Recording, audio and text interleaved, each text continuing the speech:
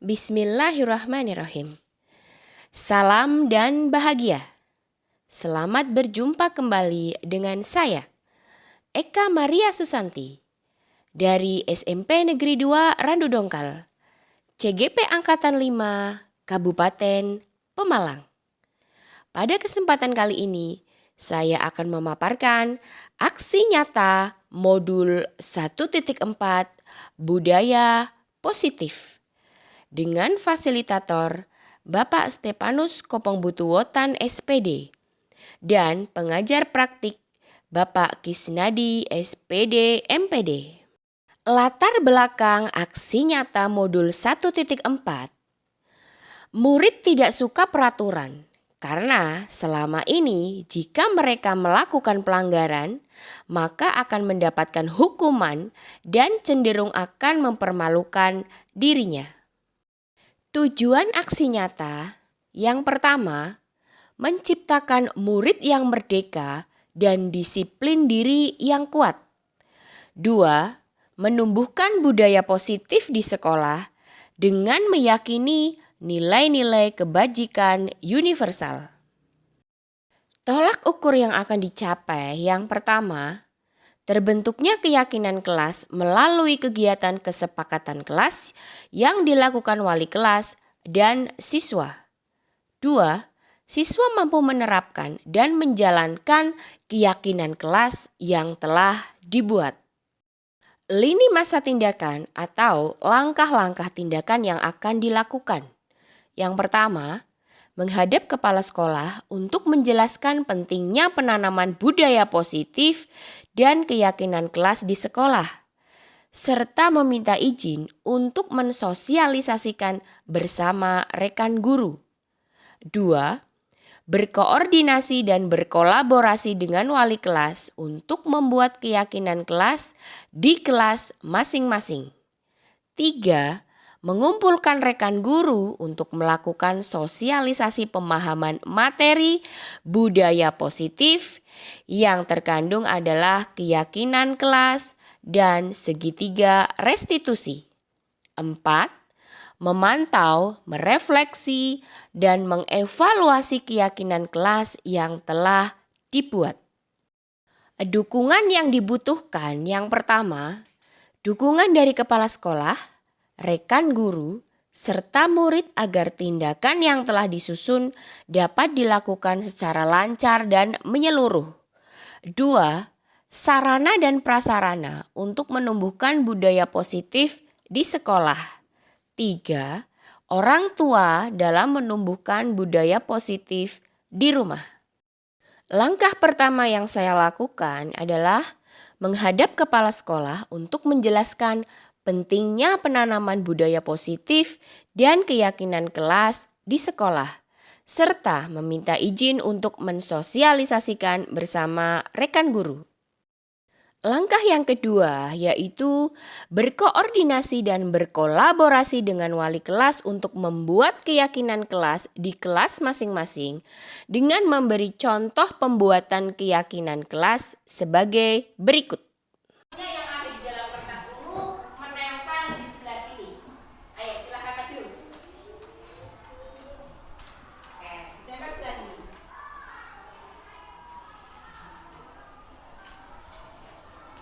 Silakan ditempel. Kelompok 2 menyusul. Iya. Kelompok 3 siap-siap menyusul. Kelompok 4. Oke, sini kelompok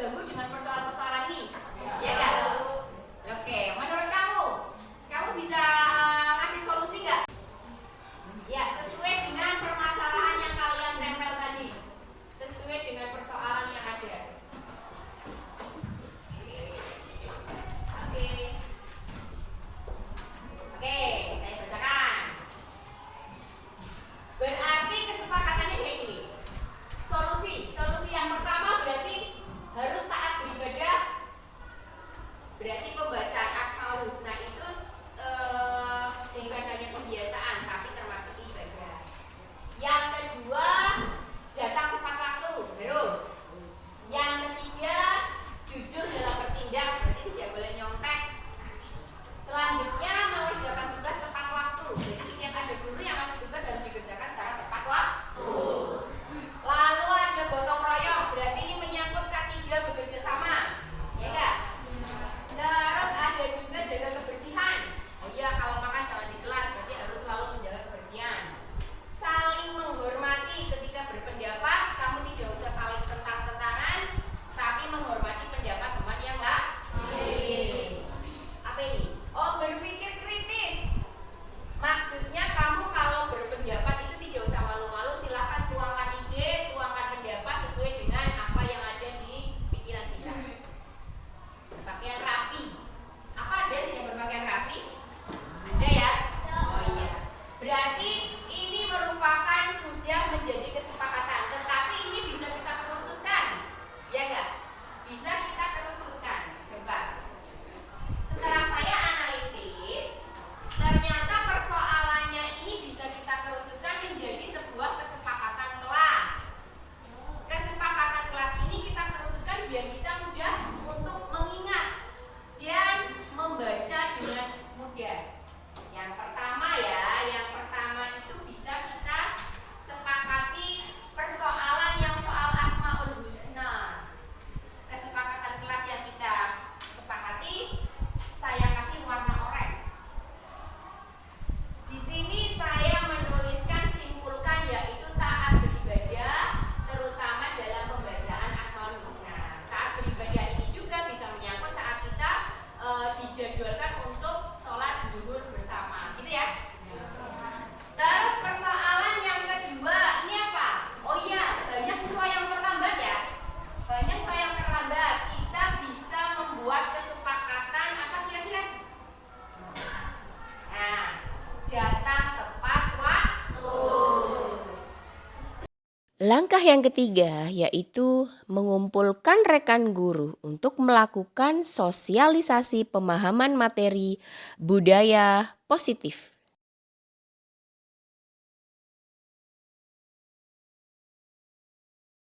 Bismillah, alhamdulillah, wala haula wala quwata illa billahil aliyil azim.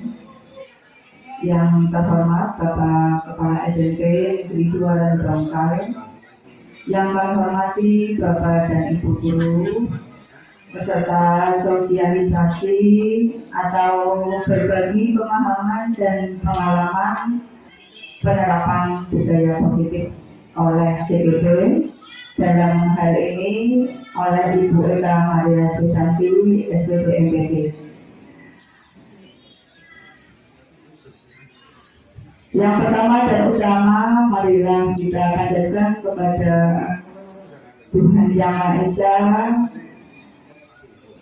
yang telah memberikan kesempatan kita pada hari ini sempat bisa mengikuti kegiatan ini, insya Allah dari awal sampai akhir akan berjalan dengan lancar. Salawat dan salam kita berikan kepada junjungan Nabi besar Nabi Abu Muhammad Shallallahu Alaihi Wasallam yang selalu kita nanti-nantikan syafaatnya di hari yaumil qiyamah. Amin Allahumma amin. Bapak Ibu, yang pertama kami dari CPB mengucapkan banyak terima kasih atas partisipasi panjenengan dalam mengapresiasi kegiatan kami, dalam memberikan dukungan terhadap kegiatan kami sosialisasi budaya positif. Yang kedua, permohonan maaf jika nanti penyampaian kami tidak ada kurang sesuai dengan harapan karena keterbatasan kami. Namun insya Allah nanti mereka akan memberikan yang terbaik.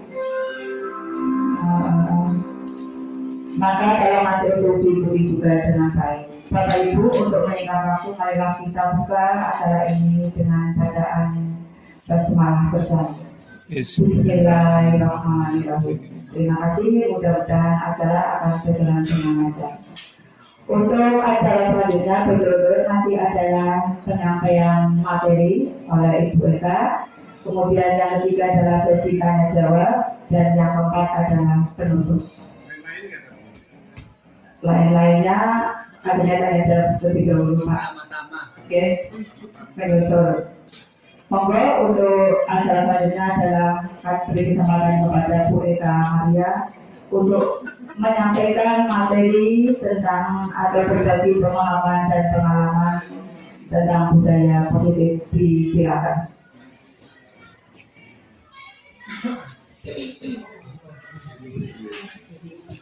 Bismillahirrahmanirrahim. Assalamualaikum warahmatullahi wabarakatuh. Waalaikumsalam warahmatullahi wabarakatuh. Yang terhormat Bapak Kepala SMP Negeri 2 Dudungkal, yang kami hormati Bapak Ibu Guru SMP Negeri 2 Dudungkal yang tetap setia dengan kita semua. Syukur alhamdulillah pada pagi hari ini kita masih bisa berkumpul dalam keadaan sehat dalam acara sosialisasi aksi nyata modul 1.4 tentang budaya positif. Shalawat serta salam kita haturkan kepada Nabi Agung Muhammad SAW Allahumma sholli alaihi. yang telah kita nantikan syafaatnya di yaumul qiyamah.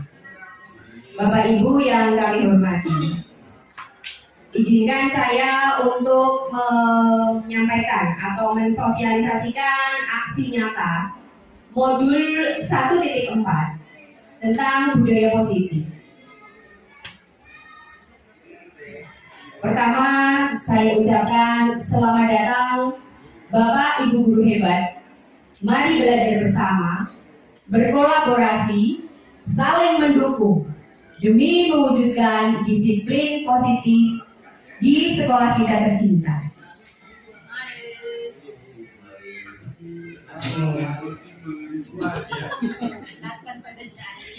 Bapak Ibu yang kami hormati, kita langsung saja ke pokok inti materi agar lebih cepat. Jadi konsep utama budaya positif.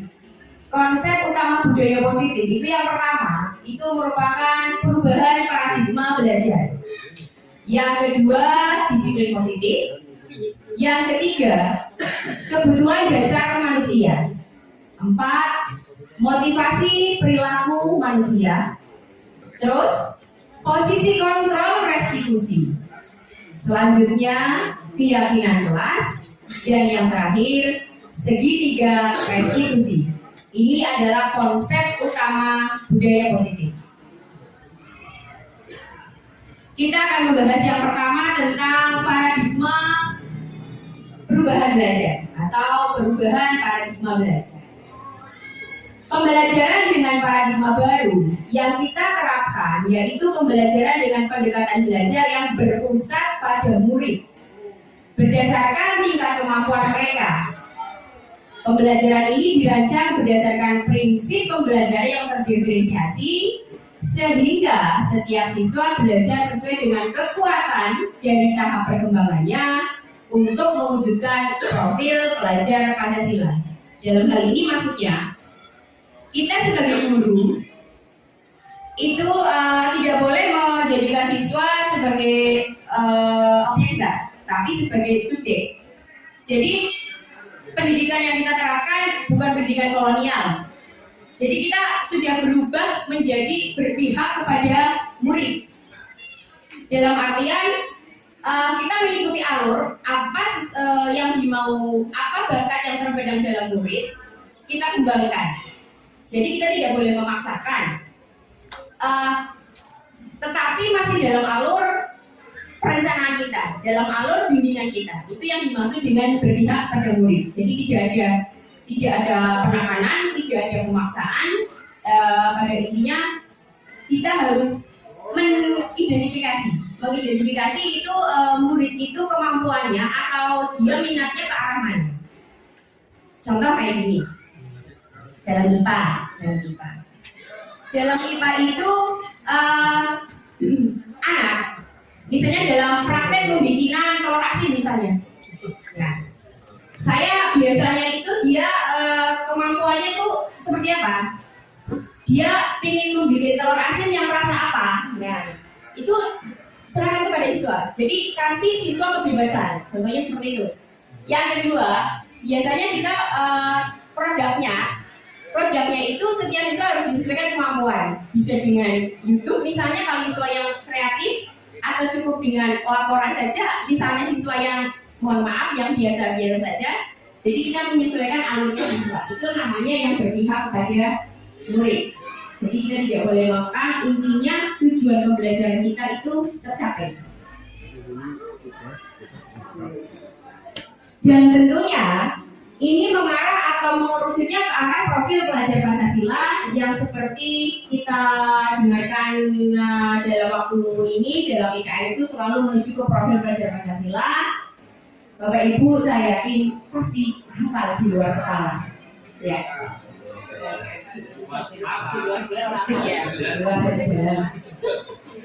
Yang kedua, langsung kepada disiplin positif, yaitu konsep yang kedua. Dalam budaya kita, makna kata disiplin yaitu sesuatu yang dilakukan seseorang pada orang lain untuk mendapatkan kepatuhan. Kita cenderung menghubungkan kata disiplin dengan ketidaknyamanan. Gitu betul. Ada yang mungkin ada yang enggak. Tapi kalau itu kadang ya tergantung orang. Karakter dari ini yang akan kita gali. Sebagai pendidik, tujuan kita adalah menciptakan anak-anak yang memiliki disiplin diri, sehingga mereka dapat berperilaku dengan mengacu pada nilai-nilai kebajikan. Ini dia, nilai-nilai kebajikan universal, dan memiliki motivasi intrinsik, bukan ekstrinsik. Motivasi intrinsik maksudnya motivasi yang timbul dari dalam, bukan dari luar. Dari luar biasanya ada tekanan-tekanan. Kalau dari dalam itu enggak. Jadi dia ada penghargaan diri, kesadaran diri, sehingga dia bisa menerapkan disiplin positif ini.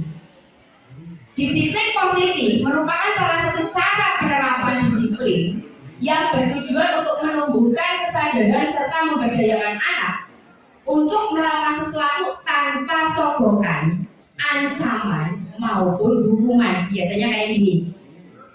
Saya mau berangkat pagi biar tidak dihukum BP di depan. Jadi dia masih ada faktor eksternal yang menekan dia. Dia datang bukan karena datang tepat waktu bukan karena kesadarannya, tetapi karena takut dihukum. Contohnya seperti itu ya Bu.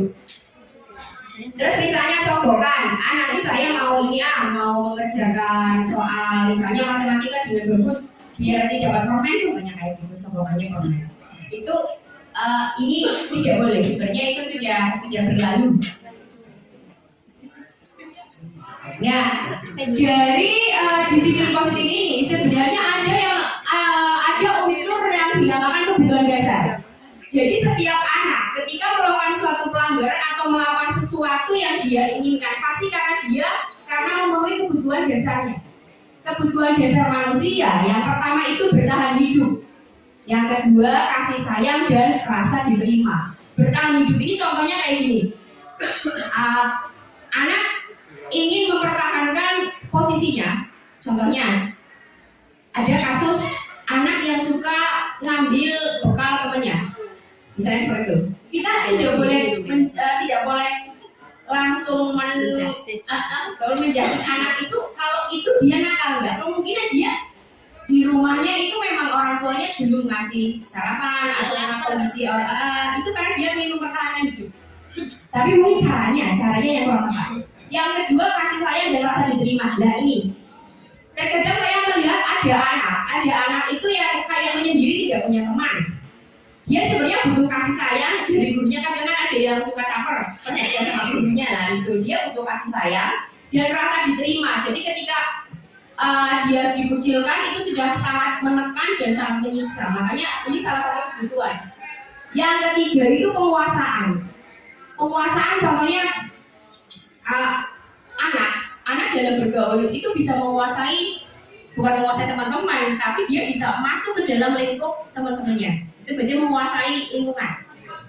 Yang ketiga yaitu kebebasan. Kebebasan tadi sebenarnya masuk dalam pembelajaran berpihak pada murid. Jadi yang namanya siswa itu memerlukan kebebasan tanpa tekanan. Namun itu perlu bimbingan dari kita. Seperti itu. Jadi ketika dia tertekan, dia merasa terbebani, pasti akan ada sesuatu yang janggal atau negatif yang dia lakukan. Yang terakhir adalah kesenangan, pasti karena kita semua akan hidup lebih senang atau lebih gembira dengan adanya kesenangan. Yang selanjutnya yaitu motivasi perilaku manusia. Motivasi, kata motivasi kadang orang beda-beda menanggapi. Motivasi merupakan dorongan yang timbul pada diri seseorang secara sadar atau tidak sadar untuk melakukan suatu tindakan dengan tujuan tertentu. Nah, seperti itu. Cuman motivasi di sini kalau dalam anak atau kita itu kadang beda-beda alurnya. Yang pertama misalnya menghindari ketidaknyamanan dan hukuman seperti tadi yang saya jelaskan di awal. Datang tepat karena takut dihukum BP, atau misalnya kita datang terlambat atau datang cepat biar tidak terlambat titik-titik. Nah, yang kedua mendapatkan imbalan atau penghargaan dari orang lain. Itu dua ini merupakan faktor ekstrinsik. Contohnya, saya mau ini segini aja nilainya biar nanti kita dapat penghargaan dari guru. Itu dia berarti nggak sadar, tapi dia mengharapkan imbalan atau pujian dari guru. Walaupun ini ada plus minusnya, ini ada plus, tapi nanti di materi berikutnya saya terangkan. Nah, yang selanjutnya menghargai nilai-nilai kebajikan diri sendiri. Ini yang paling penting, yang paling utama menurut saya paling cocok, yaitu faktor intrinsik. Jadi yang timbul dari dalam dirinya sendiri, menghargai nilai kebajikan yang ada. Apa sih nilai kebajikan? Intinya nilai yang baik-baik dalam diri kita sendiri. Seperti itu. Selanjutnya ada konsep disiplin dengan identitas gagal. Kalau ada identitas gagal berarti ada identitas sukses. Nah, ini salah satu identitas gagal disiplin positif. Yang pertama itu hukuman. Nanti Bapak Ibu guru bisa mencerna kemarin itu saya sebagai apa. Yang pertama itu hukuman. Hukuman itu pasti menyakitkan. Menyakiti orang, menyakiti siswa terutama akan merasa malu. Yang kedua tidak nyaman, hatinya mesti tidak nyaman ketika dia dihukum. Misalnya silahkan kamu lari keliling lapangan, padahal mohon maaf kadang hukuman itu, yang namanya hukuman itu tidak sesuai dengan situasi. Contohnya tidak mengerjakan PR, kok hukumannya lari, kayaknya nggak pas. Nah, jadi tidak nyaman. Yang ketiga murid merasa takut. Kalau merasa takut sudah dia akan down dan lain-lain. Selanjutnya memaksa, terus menyembunyikan kesalahan. Ketika nyontek dia juga tidak akan jujur. Dan murid merasa rendah diri. Ini kalau kita identitas gagal sebagai hukuman. Yang kedua, hargaan ini tidak efektif. Apa sih maksudnya tidak efektif? Anak itu akan tidak kreatif lagi. Ketika misalnya dia dikasih penghargaan, sudahlah dengan gini aja saya sudah dapat penghargaan dari guru, sudah tidak usah mengembangkan lagi. Nah, itu tidak efektif dan aku tidak tidak akan berkembang. Yang kedua merusak hubungan atau sifat iri. Contoh, walaupun kadang bagus ya, oh kamu bagus sekali dikasih reward, teman yang lain mesti iri. Nah, ini tidak efektif dan tidak bagus. Yang ketiga menghukum dengan sistem ranking. Nah, sistem ranking itu sekarang kan sudah tidak ada ya Bapak Ibu. Nah, ini salah satu metode yang untuk menghindari identitas gagal ini. Jadi sistem ranking sekarang sudah tidak diberlakukan. Yang selanjutnya merampas hak menghargai dirinya. Jadi merampas hak menghargai anak tersebut sehingga merasa apa-apa harus diuangkan atau dimaterikan seperti itu. Oke. Yang selanjutnya yaitu konsep disiplin dengan identitas sukses. Nah, ini yang kita harapkan ya. Diharapkan kita terapkan. Yang pertama adalah konsekuensi. Bedanya hukuman dengan konsekuensi apa nih? Cobi, Bu Fitri bisa? Nggak bisa? Oke. Kalau hukuman itu tidak ada hubungannya. Contohnya, Seperti tadi, anak terlambat, nggak mengerjakan PR contohnya, dia disuruh lari. Antara PR dengan lari tidak ada hubungannya. Ketika anak sudah masuk kelas, dia sudah capek lari duluan. Nah itu tidak ada hubungannya, itu namanya hukuman. Tetapi kalau konsekuensi itu ada alurnya. Contoh, dalam pelajaran olahraga, anak tersebut terlambat. Teman-teman lain sudah pemanasan, dia terlambat. Dia disuruh lari berapa kali lebih banyak dari temannya, itu baru nyambung. Itu namanya konsekuensi. Jelas ya? Nah, seperti itu. Jadi konsekuensi itu kekuatannya jangka pendek. Jangka pendek dalam artian dia tidak akan sakit hati. Sudah ya sudah. Nah, perlu monitoring berkelanjutan. Jadi kita perlu memonitor anak untuk konsekuensi tersebut selanjutnya dia melanggar lagi apa tidak. Stimulus dan respon. Contohnya stimulus tuh, apakah kamu kenapa kamu terlambat? Bisa nggak kamu tidak mengulangi lagi? Nanti respon anak seperti apa? Ya bu, saya tidak akan mengulangi lagi. Semuanya seperti itu. Yang selanjutnya, murid menghormati peraturan. Dengan konsekuensi, murid akan ingat peraturan yang ada. Jadi tidak akan sakit hati, tapi oh iya, ternyata memang ini saya. Jadi konsekuensinya sesuai dengan kesalahan. Selanjutnya, kehilangan waktu untuk memenuhi kesalahan. Jadi dia tidak akan sakit hati karena sudah melaksanakan atau menebus kesalahannya. Nah ini yang akan kita kembangkan, yaitu restitusi. Ini yang diharapkan kita semua menerapkan. Murid bertanggung jawab akan perilakunya, ya jelas. Nanti akan kita bahas caranya merestitusi murid.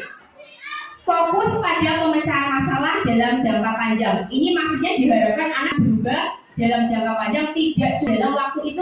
Seperti itu. Selanjutnya, murid menghormati dirinya dan orang lain. Dengan adanya kita melakukan restitusi ke anak tidak akan sakit hati ke kita.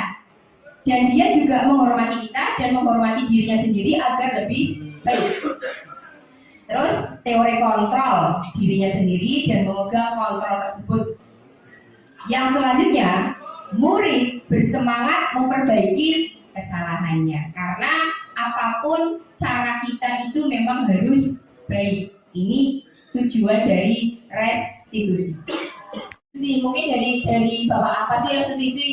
Kata apa itu? Nah, ini merupakan proses menciptakan kondisi bagi murid untuk memperbaiki kesalahan mereka sehingga mereka kembali pada kelompoknya, pada karakter yang lebih bagus.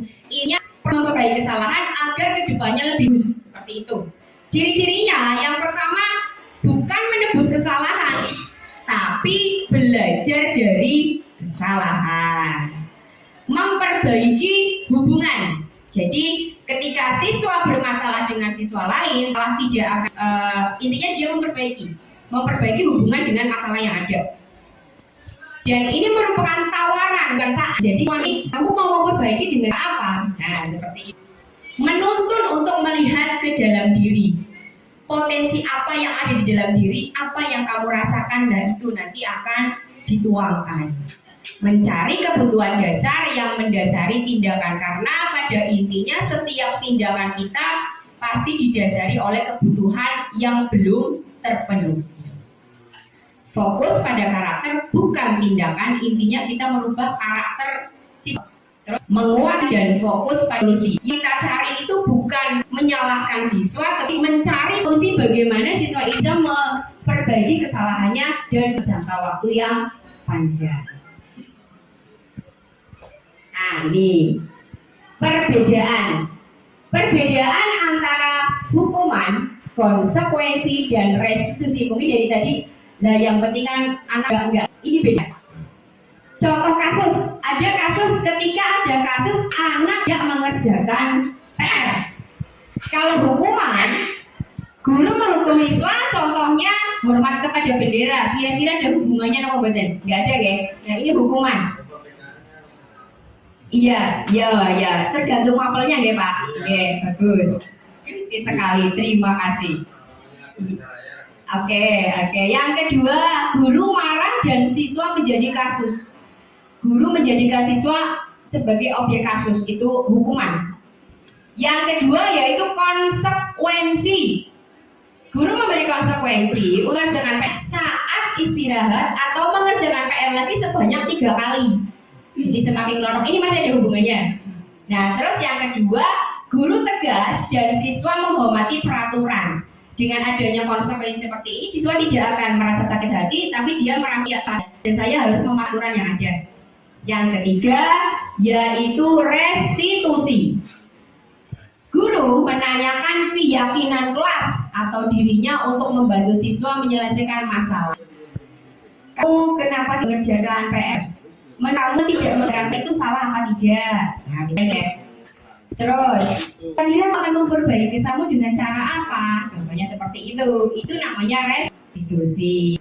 Itu terbuka dan menghormati dirinya dan orang lain. Dengan adanya kita menghargai siswa, maka siswa juga akan menghargai kita dan menghargai dirinya sendiri.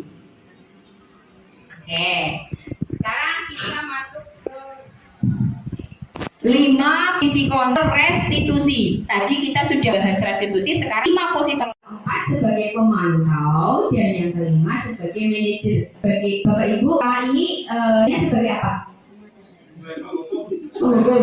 Ada yang sebagai penghukum, ada yang sebagai teman, ada sebagai teman. Ada bersalah ya. Nah, macam-macam.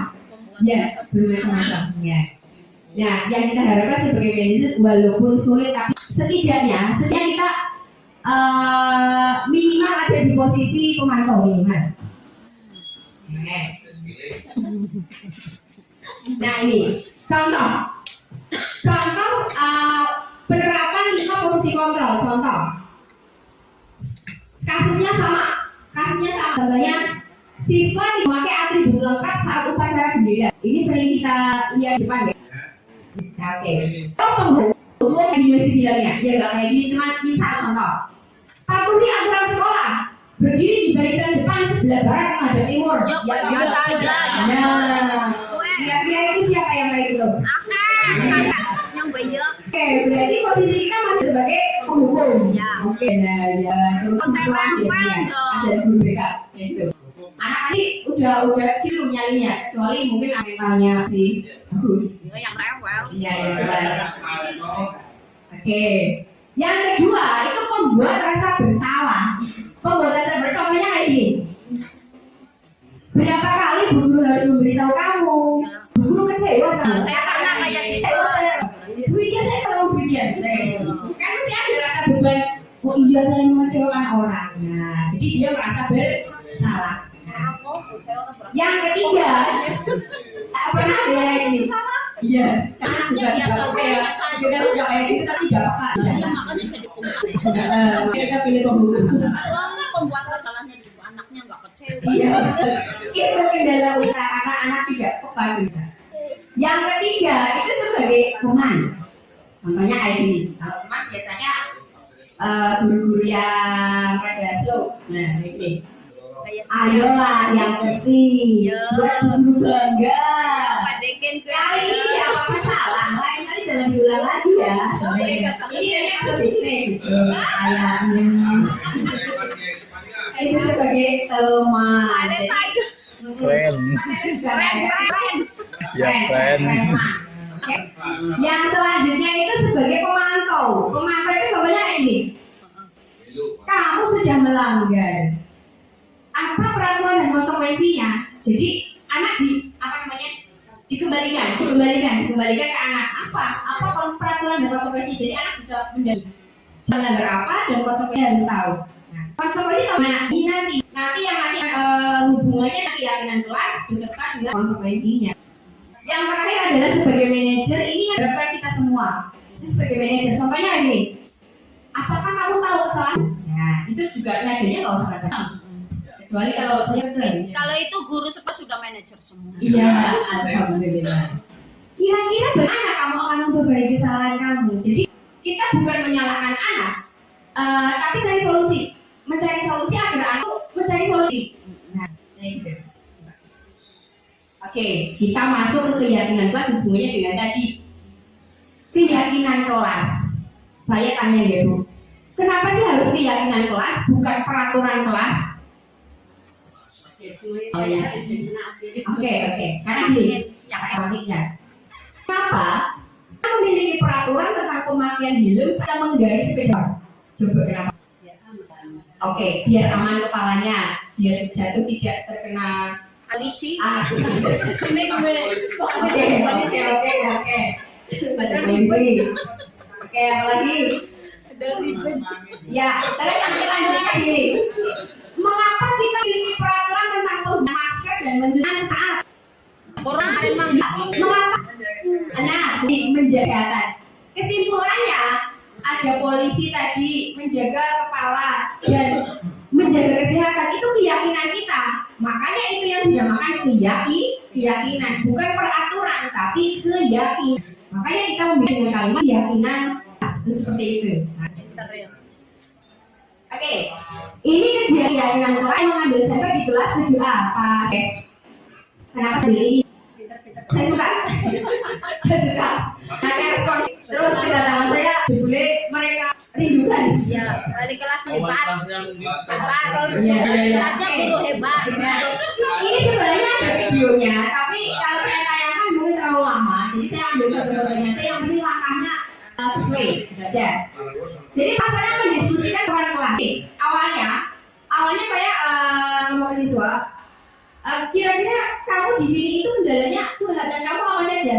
Yang kamu jadi unek-unek kamu tuh ada. Nah itu terus peraturannya sudah ada apa? Apakah sudah terlaksana? Nah terus saya meminta anak untuk menuliskan unek-uneknya itu. Bu, misalnya, Bu, banyak anaknya gak terlambat sampai mengganggu. Bu, ada anak yang sering mengganggu temannya dengan nama orang tuanya, contohnya kayak gitu.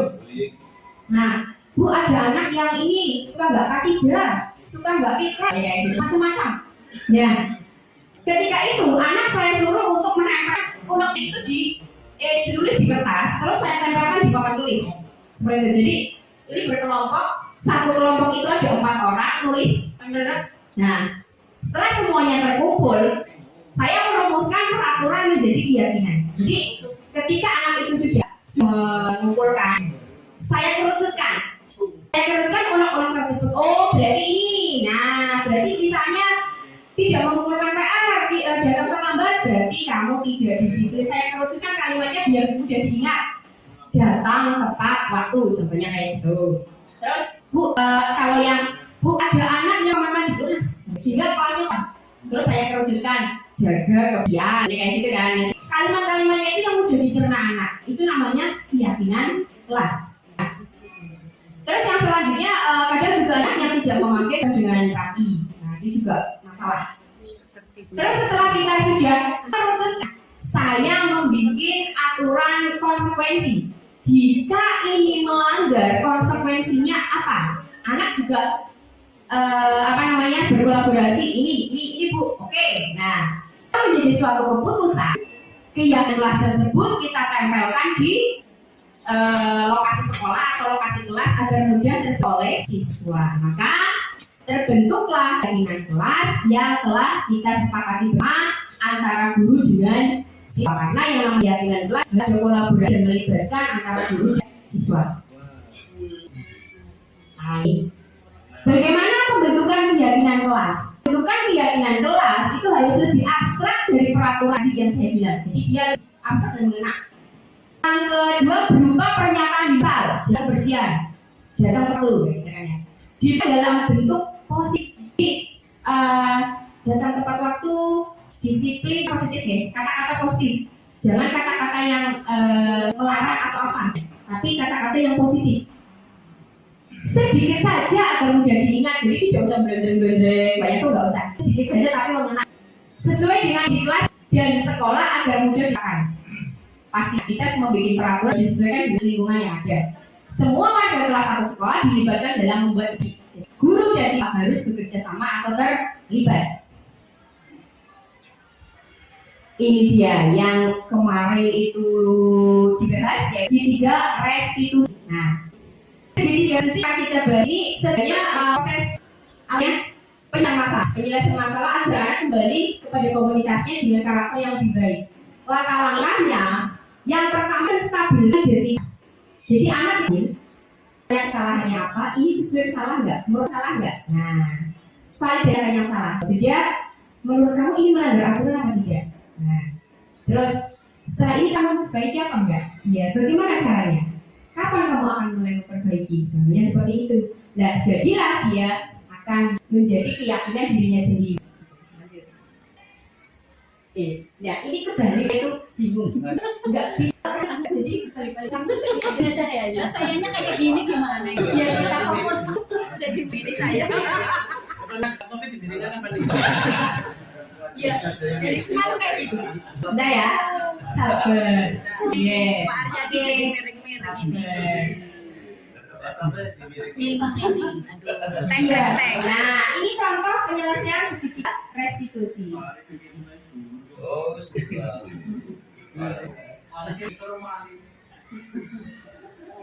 Nah,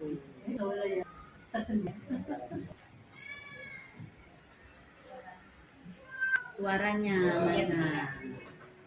Sudah. Nah, sabar. Ngomong apa itu? Iya. Benar, usaha kan tidak ada orang yang tahu. Tidak harus ya, itu rahasia. Iya. Padahal di pinggirnya Bu Fitri lagi makan.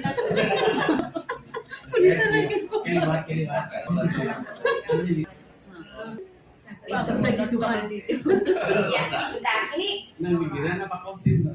Ini proses penyelesaian masalah dengan segitiga restitusi. Ini sebenarnya sudah saya upload di YouTube. Kalau misalnya Bapak Ibu ingin Sani, saya share di YouTube-nya. Yang itu. Iya. Semalam tuh saya mencoba untuk masukkan ke ini, tapi karena durasinya panjang ya Pak. Karena durasinya panjang, ya akhirnya belum bisa. Nah makanya akhirnya waktunya sudah mepet ya sudah. Coba Pak. Ngantuk. Oke. Ya, habis. Terima kasih. Belum bisa. Oke. Memang terasi kita tuh hanya beberapa menit ya. Sudah nggak bisa audio. Dubbing aja, jangan ngomong. Oh iya. Jadi gini, dalam penyelesaian ini nggak apa-apa, tayangkan saja. Jadi dalam penyelesaian ini, saya menanyakan anak, ini dia anak yang sering tidak menggunakan seragam baik dalam apa namanya atributnya itu nggak lengkap. Misalnya dia saya panggil, saya tanyakan, tapi nggak marahin. Iya, kamu tahu nggak kenapa kamu terpending sini? Oh iya Bu, karena ya dia tahu tidak memakai seragam. Kira-kira tidak memakai atribut yang lengkap, kamu tuh melanggar aturan apa tidak? Iya Bu, tahu melanggar aturan. Nah, sekarang, terus saya menguatkan seperti ini. Setiap orang itu pernah melakukan, termasuk saya. Nah, jadi ini, tapi dalam hal ini mereka tidak akan menjelaskan yang salah, tetapi kita akan mencari solusi bersama. Sekarang kenapa? Kasih alasan kamu. Pasti kamu memiliki alasan kenapa tidak memakai atribut yang lengkap. Nah ternyata kalau kita mau menggali anak itu punya alasan. Ternyata dia punya dua seragam. Yang satunya basah, yang satunya ada atributnya. Daripada dia tidak bersekolah, akhirnya dia pakai atribut yang tidak lengkap. Ini peristiwa yang percakapan ini. Ya. Selanjutnya, terus oke, berarti kamu mengambil sikap tidak memakai baju atribut daripada tidak masuk sekolah. Jadi dia sudah oke positif. Nah terus saya tanya, menurut kamu ini disiplin apa tidak? Enggak disiplin. Nah, ya. Selanjutnya, terus kira apa solusinya? Penyelesaian kamu itu seperti apa? Jawab, saya akan membeli atribut di koperasi. Cuma membeli dong, mau diapakan gitu kan? Ya setelah pulang akan saya jahit Bu. Terus yang jahit kan siapa? Ibu saya, contohnya kayak gitu. Nah dari sini dia tidak akan merasa saya marah, tapi dia merasa saya ngasih solusi dan dia tidak akan merasa sakit. Ini contoh pernah dari segitiga restitusi itu seperti Apa ya nggak sakit hal itu uang jajannya dia. ya itu kan risiko dia sudah melanggar konsekuensi tadi. Karena di dalam keyakinan kelas saya tanyakan, kamu tahu nggak keyakinan kelas kamu itu apa? Salah satunya dia Bu disiplin. Nah berarti dengan adanya kamu tidak memakai atribut, kamu sudah tidak disiplin. Nah dengan seperti itu dia bisa mencari atau menghati keyakinan yang ada. Dia dapat mencari sendiri. Penyelesaian masalah itu tidak di kolonial yang atau dengan cara tapi kita belum ada benarnya masalah dia. Karena tidak emosi. Kalau yang berseragoan sebenarnya kayak kacau yang dipaksakan dibawakan templok kan ada. Jadi ternyata sudah bekerja dan kasih solusi mau menjadi kopi silakan dipasang saat pulang sah. Itu satu kan 3 rest. Ini yang terakhir Bu.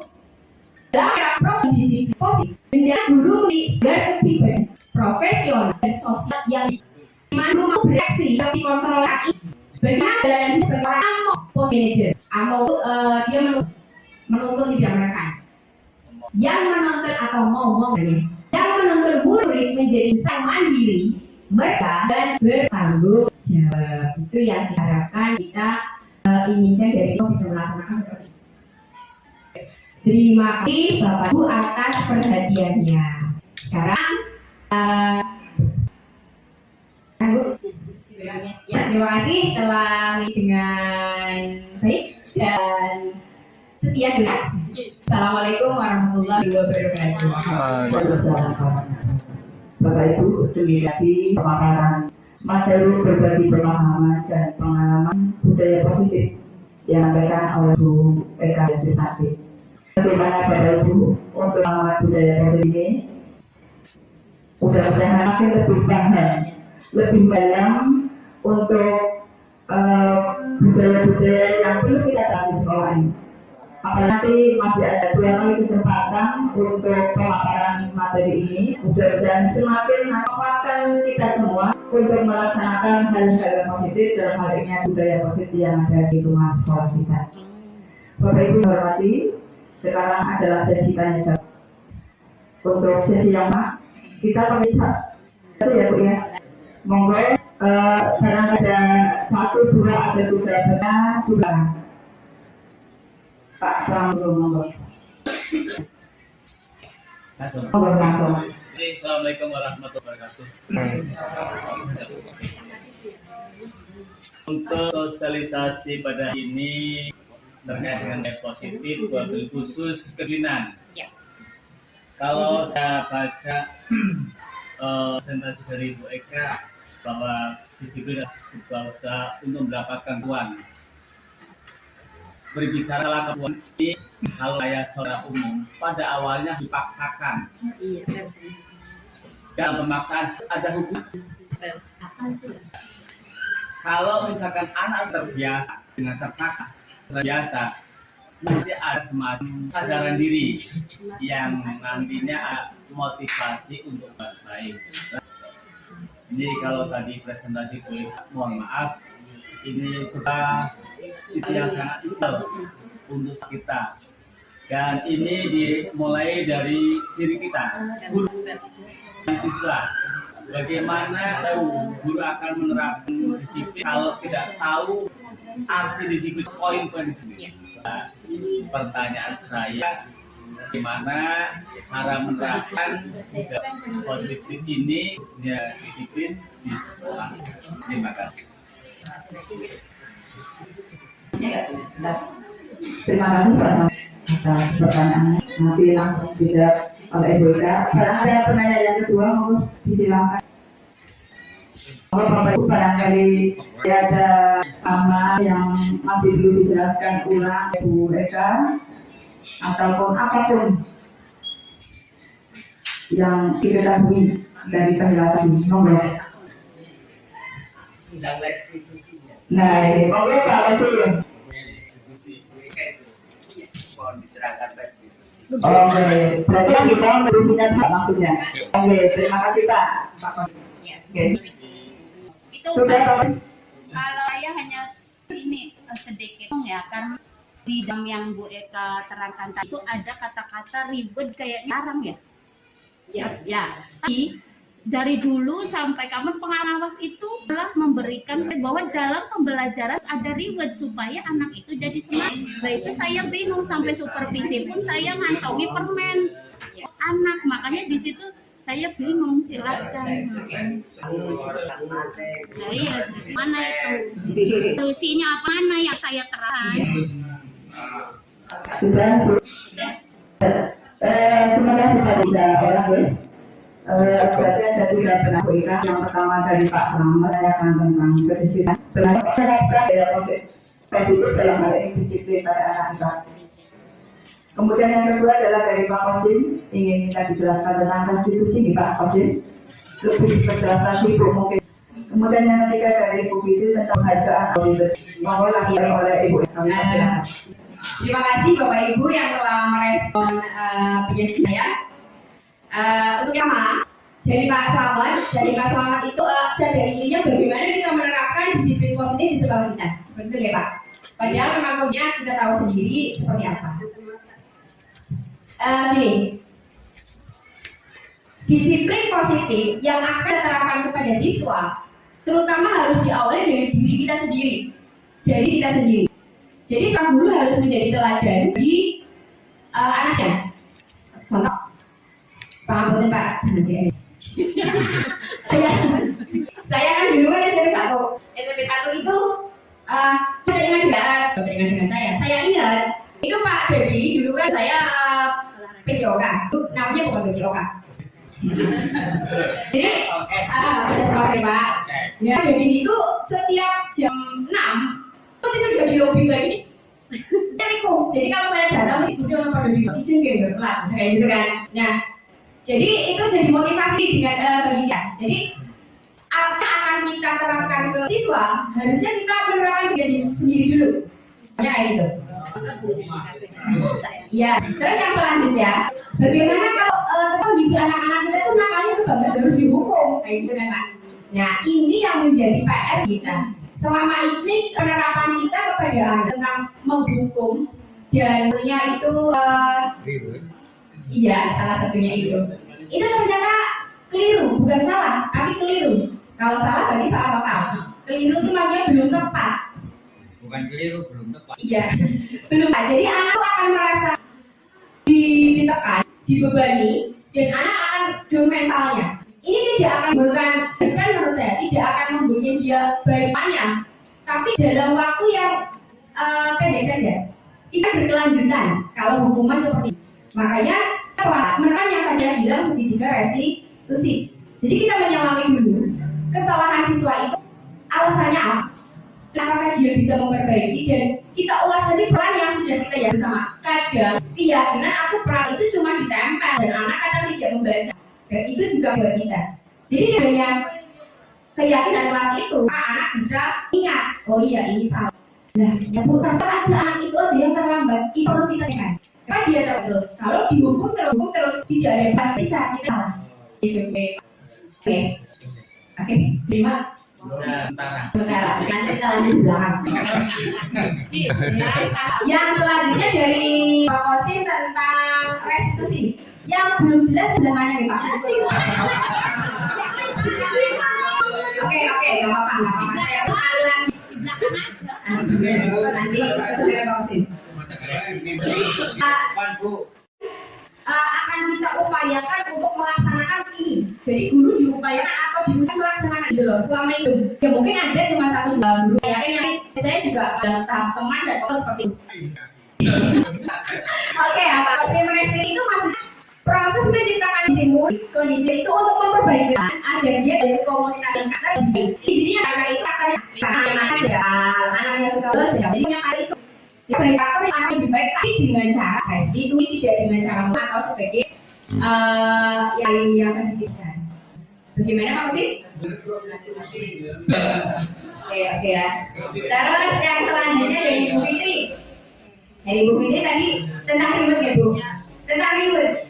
Selama ini saya juga pernah melawan kalau coba kan visi bisa nggak kita sambungkan sama kasihnya atau saya voucher silakan ke koperasi. Nah ternyata ini efeknya ke anak kurang bagus. Yang pertama, anak tidak akan berkembang. Sudahlah, saya aja sudah dapat ribet. Terus saya bikin ini temannya, itu terus ya, itu terus yang mendapat ribet. Misalnya kayak gitu. Jadi kayak itu tidak permanen. Tidak hormati ketika sudah dia tidak akan melakukan sudahlah bukan guru itu kok yang ngasih saya ribut, ya sudah saya biasa aja sebenarnya seperti itu.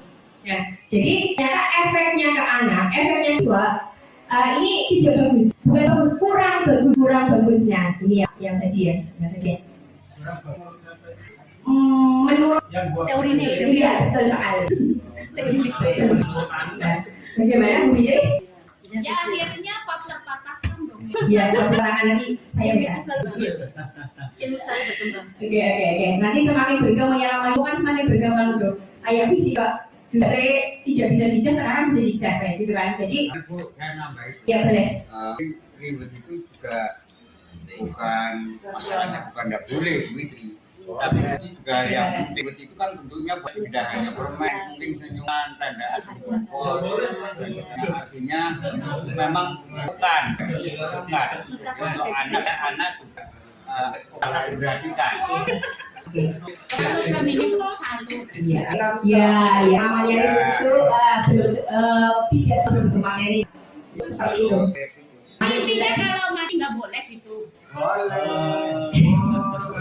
Harusnya nggak boleh, harusnya boleh. Makanya sekarang tidak ada ranking kan Bu. Sekarang itu tidak ranking.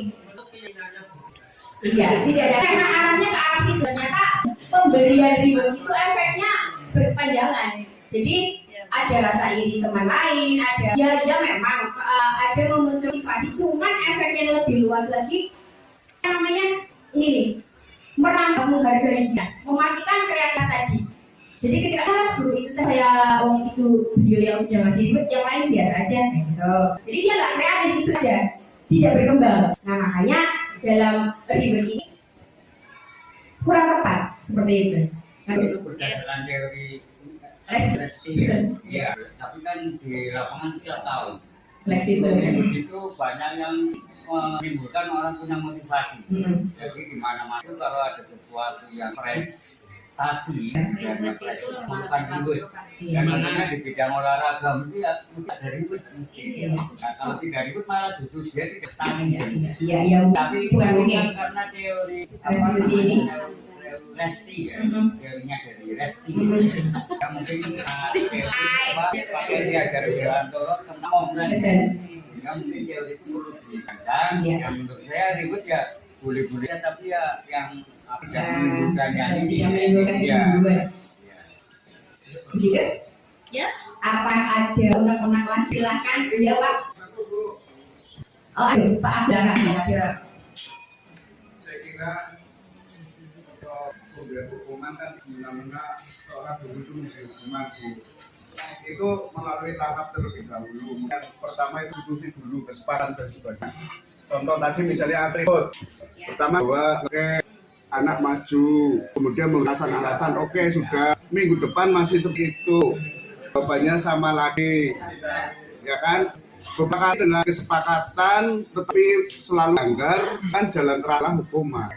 Saya kira rasanya seperti langkahnya seperti ini, tidak sekaligus begitu pelanggaran langsung dihukum. Saya kira tidak seperti itu prosedurnya. Ya, terima kasih. Ya, oke, terima kasih Pak Abdul. Ini sudah saya bagikan dalam forum kami. Saya curhat kondisi sekolah dan kondisi anak. Saya pernah tanya di kepencinta, kalau tanya mohon maaf Pak, kalau misalnya posisi residu digabungkan hukuman boleh apa tidak? Tanya itu. Nah, saya jawabannya tidak. Boleh kalau kita sudah mengarahkan restitusi, sudah restitusi pure.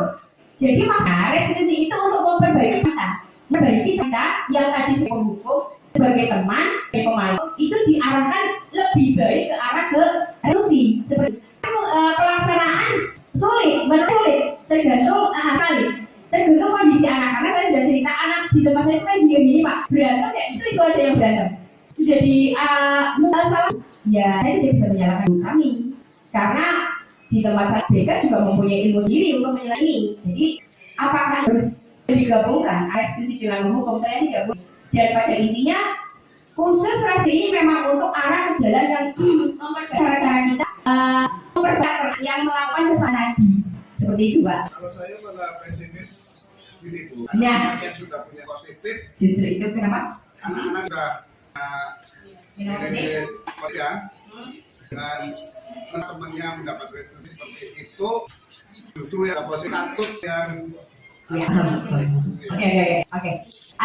Ini yang kita bahas atau kita tekan budaya tadi. Jadi dengan adanya budaya dan keyakinan kelas, kita juga menekankan anak yang baik tetap baik, anak yang kurang baik jadi lebih baik. Jadi kita patok patokannya keyakinan kelas itu. Jadi kita berupaya agar anak itu jangan merasa iri, jangan merasa iri dengan anak yang tadi aku nggak hukuman. Nah ini kesalahan kita deh. Kepinginnya kita kalau ada kesalahan puaskan kalau anak yang salah dihukum gitu guys. Kayak gitu kan. Jadi ini yang menurut teori ini tuh salah tuh seperti itu. Jadi kayaknya senang orang lain susah kan? Jangan seperti itu. Jadi kita lebih mengarah kepada budaya positif, karakter positif yang diterapkan ke murid.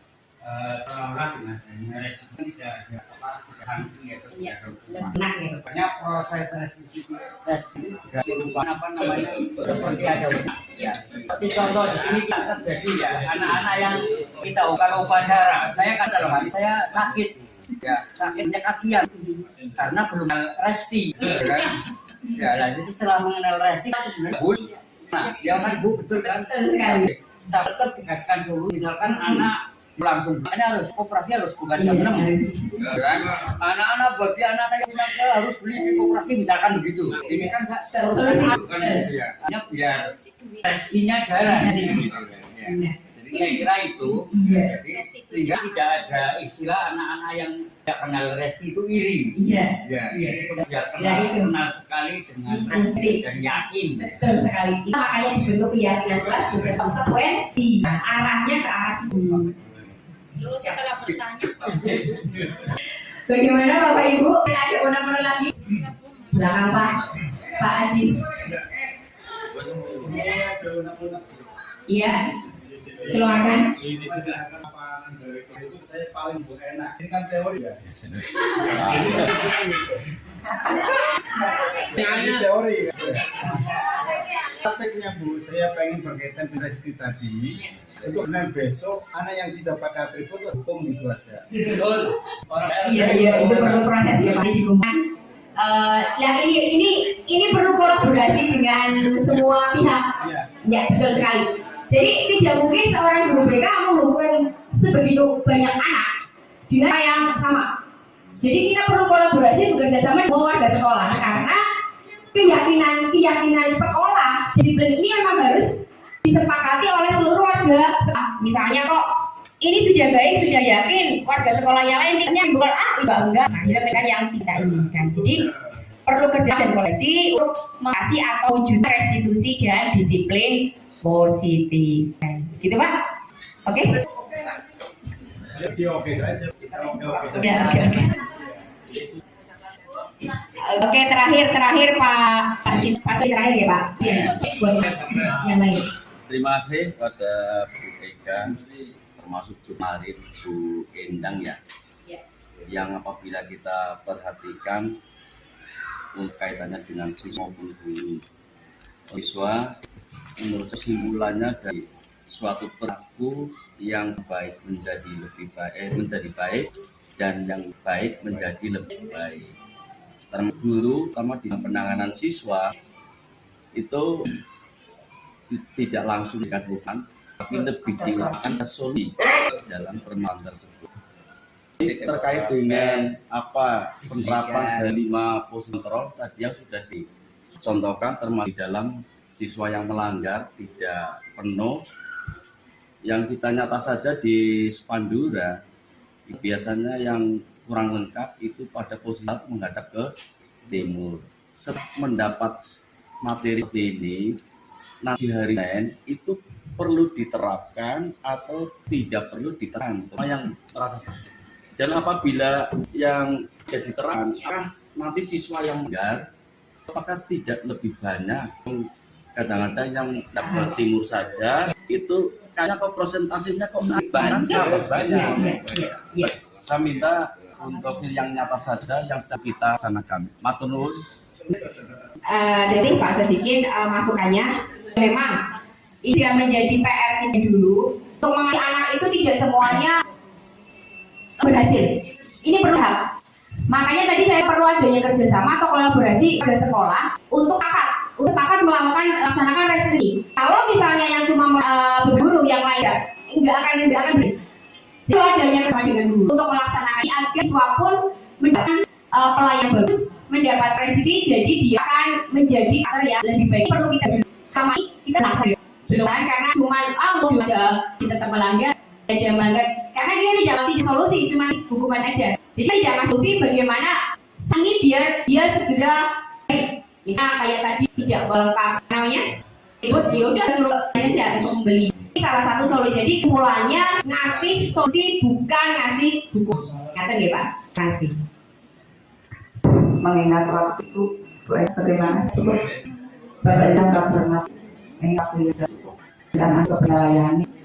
Dari tadi saya belum bisa menyimpulkan bahwa penerapan budaya di sekolah itu adanya strategi itu namanya yaitu dari diri kita, karena kita lah yang akan sebagai guru utama adalah menunjukkan saya itu contoh, menunjukkan aturan diri bahwa anak itu lihat mohon maaf gurunya, guru adalah cermin ya untuk tindakan anak-anak sidang.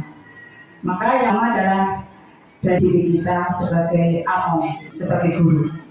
Setelah itu kita melaksanakan kata dari hal kecil ya. Dari kedatangan kita di sekolah, mohon maaf bukan karena ada izin, tapi muncul dari kesadaran kita bahwa kita mempunyai tugas untuk belajar, untuk yang murid dari awal. Kalau kita menyambut murid seperti itu, dari hal kecil, kemudian sederhana dan berlanjutan. Bukan misalnya ini dilaksanakan minggu ini dilaksanakan, minggu depan tidak dilaksanakan, itu namanya tidak bergerak, dan itu aspeknya juga kecil. Setelah itu yang penting adalah adanya kolaborasi antar warga sekolah. Seorang tidak bisa melakukan kedisiplinan atau yang positif di sekolah saya. Makanya kalau saya sama warga sekolah apa saja, ya darinya, gurunya, rekan-rekan guru, kemudian dari kepala sekolah, kemudian tenaga pendidikan, mungkin juga orang tua dan atas kita. Betul, okay? Yang paling penting lagi juga tadi komitmen dengan pelaksanaan restitusi, segitiga restitusi, karena ini adalah upaya untuk memberi kesalahan anak, bukan mencari mendalami anak, tapi mencari solusi dari masalah yang dihadapi oleh anak. Dan terakhir adalah melakukan refleksi. Apa yang sudah kita lakukan, kita minimal merefleksi diri sebelum merefleksi orang lain. Baca buku yang bisa saya untuk hari ini, mudah-mudahan banyak bermanfaat. Kita mengharapkan sedikit demi sedikit karena semua adalah proses, bukan langsung sampai kecil, tidak. Kita proses, namanya manusia biasa, kita punya keterbatasan. Okay? Demikian saja penyampaian dari Bu Eka Maria Susanti. Mudah-mudahan akan menambah wawasan panjenengan tentang gaya positif. Terima kasih. Wassalamualaikum warahmatullahi wabarakatuh. Waalaikumsalam warahmatullahi wabarakatuh.